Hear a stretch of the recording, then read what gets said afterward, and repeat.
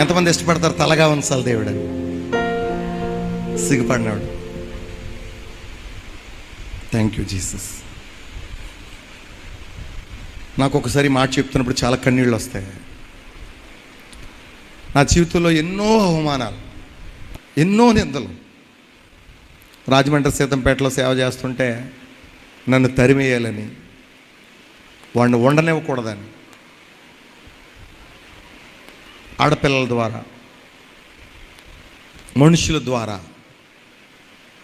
10 మంది పాస్టర్లు తీసుకొచ్చాడు ఒక ఆయన, జాన్ వెస్లీ అని.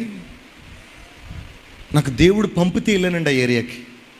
ఒట్టి నెలలా స్వయంగా దేవుడు చెప్పాడు, గొప్ప సేవకులు ఉన్నారు ఆ ఏరియాని, ఎవరు టచ్ చేయట్లా, వ్యభిచారం, నపుంసకులు, వెళ్ళు. ఒకసారి తరిమేస్తే 40 దినాలు ఉపవాసం చేసి బెంగళూరు దగ్గర హోస్పేట అని నా ఫ్రెండ్ ఉపవాస కొట్టలు పెడితే పోయాను, భోజనం చేయకుండా 40 దినాలు ఉపవాసం ఉంటే దేవుడు చెప్పాడు, ఎక్కడ నువ్వు గెంటిసారు అక్కడికే వెళ్ళు. మీకు అబద్ధం, నాకు నిజం. ఈ లైవ్ రికార్డెడ్గా ఉంటుంది. ప్రభుకి గుర్తు. మన చర్చ శాంతి నిలయం గురించి ఈరోజు వాక్యం చూస్తున్నారు, చాలామంది చూస్తున్నారు. నేను వెళ్ళేసరికి ఏ పాస్టర్ గారు నన్ను గంటిస్తాడు, ఆయన చచ్చిపోయాడండి 40 దినాలు.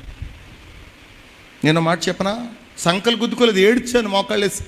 ఓ దైవజనుడు చనిపోయాడు. దేవుడు చెప్పాడు, మోషే ఉంటే యెహోషువ కానాన్లో అడుగు పెట్టేవాడు కాదు, దావీదు ఉంటే సొలొమోను రాజు అయ్యేవాడు కాదు. వారి కాలంలో వాళ్ళు వెళ్ళిపోవాలి, తర్వాత వారు నిలవబడాలి. చాలా అవమానాలు. 5 సంవత్సరాలు ఒక ఇనప ముక్క, మేము ఎప్పుడు గుర్తుపెడు, ఒక ఇనప ముక్క 5 సంవత్సరాలలాగా మట్టిలో పడేస్తే, ఎండకి ఎండి వానకి నాని చలికి అలా ఉండిపోతే ఇనప ముక్క మట్టిలో కలిసిపోద్ది. ఈ విక్టర్ బాబు అన్న వ్యక్తి గూడు లేదు, కష్టపడుతూ పని చేస్తూ దేవుడి కోసం. ఒక ఇనప ముక్కే మట్టిలో కలిసిపోతే విక్టర్ బాబు మనిషి ఏమైపోతాడు, ఎండకి వానకి చలికి. 5 సంవత్సరాల తర్వాత ఒక ఆడావిడ శాలిని అయ్యగారికి తెలుసు, కృష్ణ అయ్యగారికి. మేము ఎప్పుడు వెళ్ళినా నపుంసకుల యజమానురాలు ఆవిడ భోజనం పెట్టేది. మధ్యన కాలం చేసి చనిపోయింది ఆవిడ.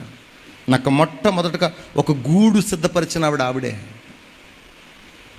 రోడ్డు మీద ఉన్న వ్యక్తిని ఒక గదిలోకి తీసుకెళ్ళి, చిన్న గదిలో పేర్లు రాయించి ఒక డ్రమ్ము కొని, తమ్ముడు ఆ నోరారు పిలిచి సేవ ఎక్కడ చేయని మొదలెట్టింది. చిన్న పిల్లల విశ్వాసులు. ఈవేళ రాజమండ్రిలో శాంతి మహోత్సవాలు ఆర్గనైజ్ చేసే అంత కృప శాంతి నిలయం ద్వారా దేవుడు రాజమండ్రిలో. వాహ్! ఆయన నమ్మిన వారిని సిగ్గుపడనివ్వడం.